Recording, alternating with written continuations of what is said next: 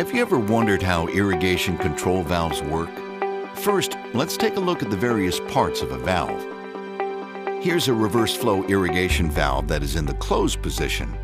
The basic elements are the body, including the inlet, the outlet, and the valve seat, the bonnet and bonnet chamber, diaphragm, pilot flow filter, solenoid, and the solenoid dump port. Water naturally flows into the inlet side of the valve, which is most often located on the side opposite the solenoid.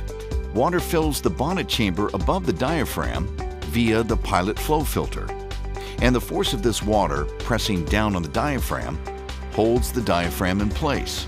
Notice that the larger surface area of water on the top side of the diaphragm has more force pressing down to close the valve versus the force on the bottom of the diaphragm pushing up to open the valve.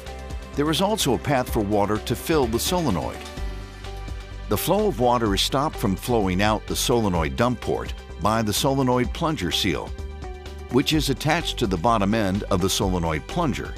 When the irrigation controller sends electricity to the valve solenoid, the solenoid coil becomes an electromagnet, pulling the plunger up into the solenoid, which allows the water in the solenoid and bonnet chamber to flow into the outlet of the valve.